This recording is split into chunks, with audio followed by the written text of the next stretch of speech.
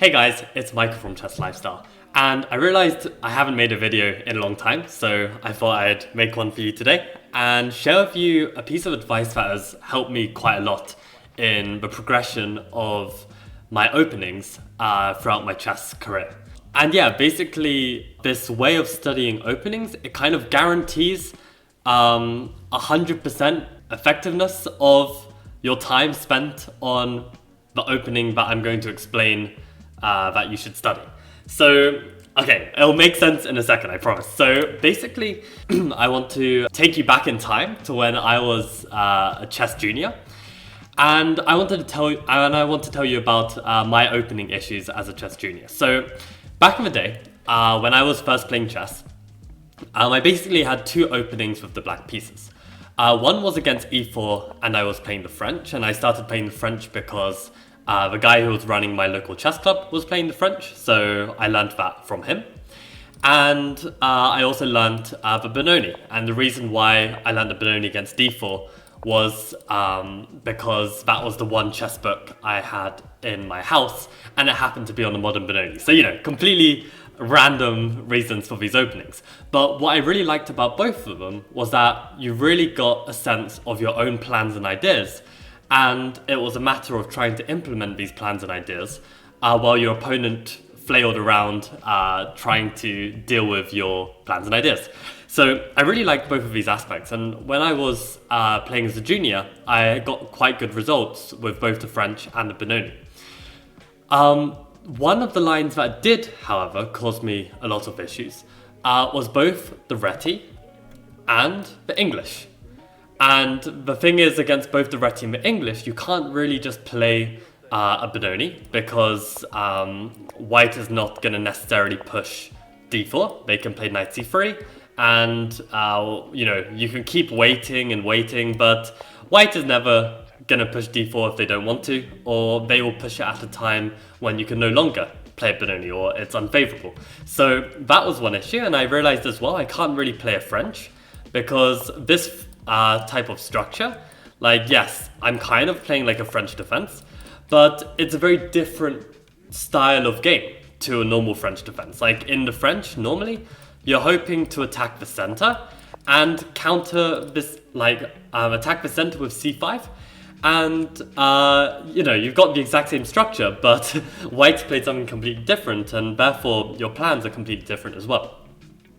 So what my recommendation is, my tip for this video, is basically when you come across an opening that you don't like and you don't understand, the best way to deal with it is to actually play the opening yourself.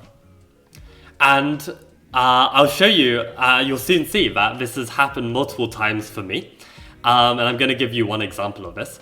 But basically it means that if you start playing the pieces, playing this game, but with the white pieces, then you get a feel for what different lines and options does black have, and you get a feeling of if there's anything that is annoying for you as a white player playing the Reti. Because, you know, if I realize there's a very annoying line for black, then I can implement that line as black against the Reti. Right? So this is like I think 100% effective way of like studying openings, because even if at the end of playing the Reti, I realize that I don't like playing the Reti due to a specific line that black can play, now I know that I can play this line as black and at least annoy a lot of my white opponents playing the Reti. So basically, I started playing the Reti, and actually I was getting some really great results with it. I mean, against these French players, I was playing this kind of setup where, you know, black can try and play a French, but it's not really going to be a French. And basically, I really enjoyed these positions where black tries to solve their light square bishop problems like this. But the positions are extremely rich. And at some point, I'm going to play knight c3, take in the center, open the center, and my bishops are going to be extremely powerful. So I didn't have any problems with this line at all. And in fact, I actually scored some of my best results with this line with white. So that went really well. And then it's really nice because also against Karo Khan players, they end up playing a Slav, and the plans and ideas in the Slav or the Karo Khan are very different versus d4 and e4 compared to this Reti setup. So that was also very nice. But the one line that I was having difficulties with was the Dutch. And I should mention one more time that another line that a lot of players were playing was the King's Indian. But given that I haven't played d4, I can actually play the sideline with b4, and I was getting some really great positions with this as well. And yeah, my opponents were just playing these normal King's Indian moves, but not getting a great position because they don't have as much play against my center with d4. And I was able to just launch some queenside attacks and get some really nice wins. So basically, I was very happy with the Reti, but the one opening that was I was finding it really difficult to play against was this Dutch variation, because what I was finding was if I just play c4 and play in my typical Reti kind of way, basically black would get in e5, and even if I play my b4 kind of stuff, this is a very different story because black is much faster with this kingside attack than a typical King's Indian. So a typical King's Indian, I have the time to play b4, set up this bishop on b2, get some queenside activity. But in the Dutch, basically I'm out of time and black is already starting this kingside attack, and actually my play on the queenside is way too slow, and I felt like I was getting beaten all the time in the Dutch, like whether it was a classical Dutch, even a stone wall Dutch, I was finding really tricky.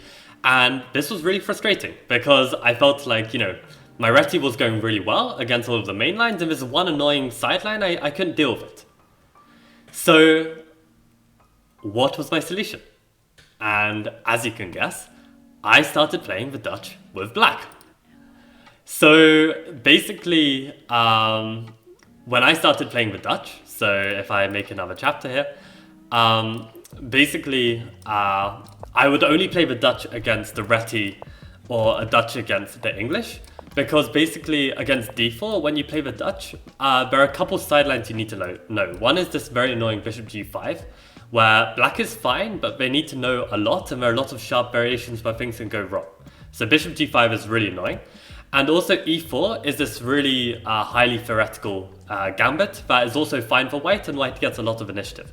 So the good news about playing the Dutch against the Reti is that, well, there's no bishop g5, and also this e4 move is far less dangerous because there's actually no good way to win back this pawn. I think if white plays d3, I can even just play the simple e3 here, and I think this is completely fine. I need to revise these lines again, but in general, black typically gets to push both pawns in the center. I know there is definitely a way to do it, so I need to review my lines to make sure I know it. But yeah, it's not really, this gambit isn't really an issue. So basically against the Dutch, this is fine. And then also against the English, yeah, again, there's no bishop g5. There's no Staunton gambit with this e4. I mean, there is, but the c4 move is far less dangerous. So yeah, I was trying it out against the English Reti, and I was finding I was getting some really good results with black. And basically, if white just plays in a typical Reti-like manner and doesn't really look at what black's setup is, this kind of setup with white playing on the queen side, I found that basically black actually likes for white to make as many moves on the queen side as possible, because ultimately it achieves nothing.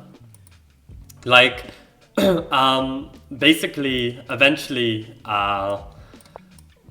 black is going to bring all the pieces to the king side, and if white ever tries to attack this pawn, well, we can always zap the knight, and then whenever the queen or any piece tries to attack c7, you've got this very nice move, bishop d8.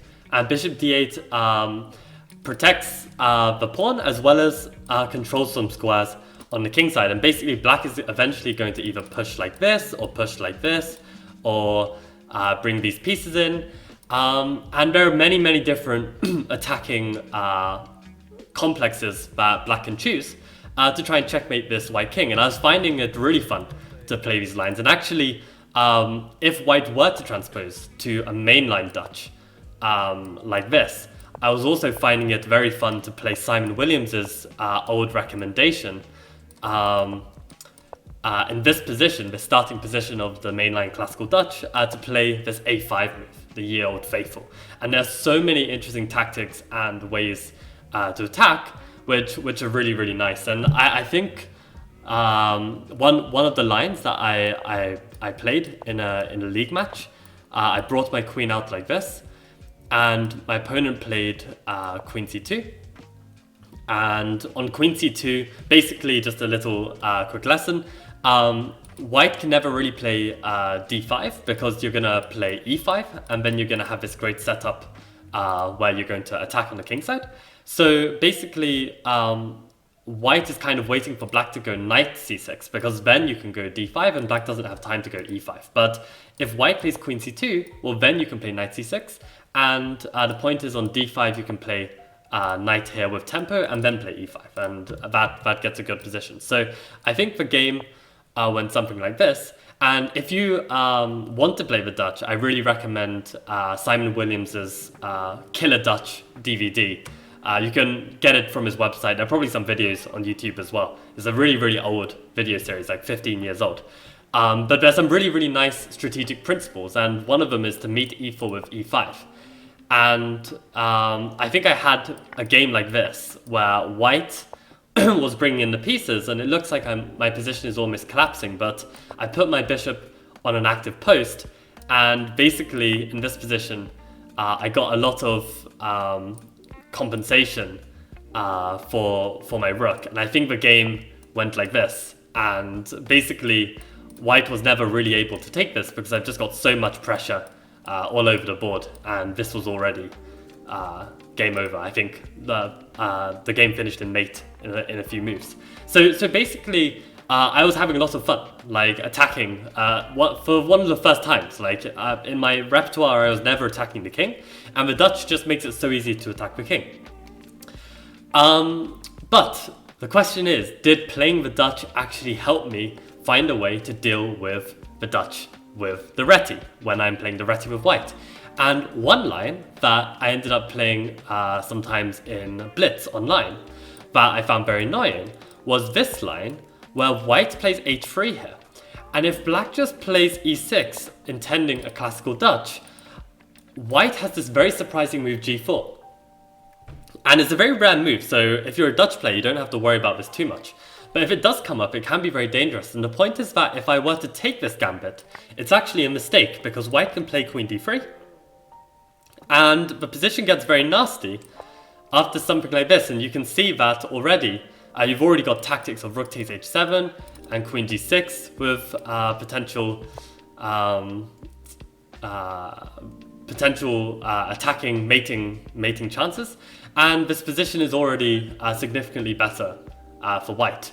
So this line was very annoying for me to face.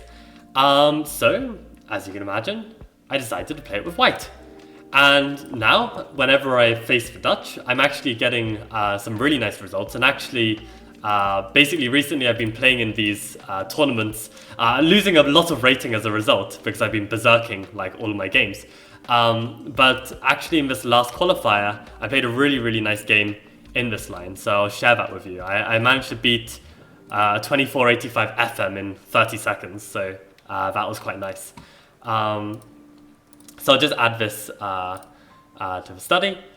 And yeah, basically actually this game was a game with the black pieces where my opponent played the birds. So as you can imagine, like, you know, doing this opening study, it doesn't just benefit you in one line, but it can help you in other lines as well. So like against the birds, it's just a reverse Dutch, right? So I could play this exact same setup with h6 with g5. And my opponent goes exactly into this. He doesn't overline, he takes the pawn, and I play this queen d6 idea. He drops the knight back, I bring my knight in, and he plays g3, trying to stop my pieces from being active. But already, this is going wrong for him. I sack, and he can't take with the knight because I've just got mate. And he can't take with the rook because, well, now I just have an extremely strong position, and the position ended at this moment where my opponent just resigned. Because, yeah, I'm up a pawn, the king is completely busted, there's no chance to castle queenside in time. So after 14 moves, I beat a 24-85 player. So the reason why I'm showing this, before I conclude, there's one more really nice game I played in a rapid play tournament. This was against an English player called Joshua Pink, and I found that against this h3 g4, a lot of players have recently been playing this d6 move, intending to meet this g4 to win the pawn, but not with the knight, but with the bishop. But funnily enough, this line is just not like particularly good. And okay, probably they know some theory after knight c3, which is the main move, but I still play with queen d3, and I found that there's not really an effective solution. Like queen d7 I've had quite a few times, but I can simply play this knight g5 anyway. And the point is, I am going to play a very quick f3 and e4 to meet this bishop. Like even if d5, I can still play this idea, and I've just got a great position for the pawn. And in the game, actually, Joshua Pink played g6, and I played this knight g5 idea anyway, intending lots of nasty potential sacrificing ideas. And he played bishop f5, and here I thought, well, okay, that just allows me to play e4, but then I realized that, okay, wait, if I play e4, I think the idea is that he wants to take, and when I take back, he can play d5. And he wins back my piece, maybe stays the pawn up, and maybe I don't have as much of an attack. So I was thinking about this, but then I thought, okay, well, I haven't seen this line ever before, and I've played this line quite a lot now. So I calculated a bit further, and then I realized, aha, wait, it doesn't work, because at this moment I can play queen b5 check. And the point is, if c6, I can take on b7. And if he doesn't, he just played bishop d7. Well, this just blundered the d5 pawn, and this position is completely collapsing. Now it was just a matter of finding the right continuation, and I just brought all my pieces in, and the game ended in checkmate.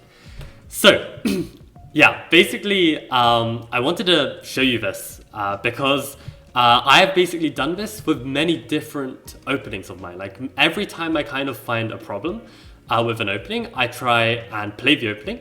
Okay, not every time, but I try and do it as much as I can, because it really gives me a newfound understanding of how to play the opening and how to play against the opening as well, because I'm basically just trial and error, like playing the opening against other people online and finding out what is dangerous and what isn't dangerous. And it's very hard to just pick out a line out of thin air and just know whether it's going to work for you or not. But when you actually play the opening from the other side, and you actually get beaten a bunch of times in a certain line, then you get a newfound respect for the line, and then you can actually try playing it and gain some deeper understanding. So I think, like, if you think about your opening repertoire right now, and you try and consider, are there any lines that really, really piss you off and you don't understand how to play? Well, then you can try playing it. And I would say even this applies. Like, I can imagine that a lot of people would struggle against the London system, right? A lot of people probably like, oh, London is the most boring opening ever. I hate it, right? I don't know what to do against it. Every time they just get a dull position.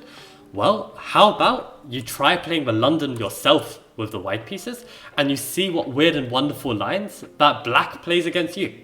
Because you might find that actually it's very difficult to play solid, and there are all these interesting ways to spice up the game, and you might find that, when I play the London, I'm getting, good solid positions against most of the lines, and then there's like some particular lines that I'm struggling with as white to deal with, and then you can go back to your black repertoire and start building on that specific line that was beating the London system. So I think this is a really effective way to study, because then it makes all of your opening study 100% useful, because even if, let's say, you don't continue playing the London system because you decide it's not for you, at least that study has contributed in helping you with black deal with the London system. So, I don't really know what to call this video because I've never really seen this advice given out before, but I'll think of a catchy name. And speaking of openings, I would like to thank all the support on Patreon from my Patreon supporters, which include Chessa Over 50, gojishach, bearfang, and Zach. So thank you so much for the support. I will try and post more. I will try and make more videos, and I'll try and make more content for all of you guys on Chess Lifestyle. So thank you guys all for watching. One last thing from me is that next week I'm actually traveling to Germany to play in the Dortmund chess tournament, and I believe I haven't made a video about the Dortmund chess tournament yet, so I think that would be cool to do maybe one vlog of Dortmund. So probably that will be the next video, and I guess see you then. Cheers, bye.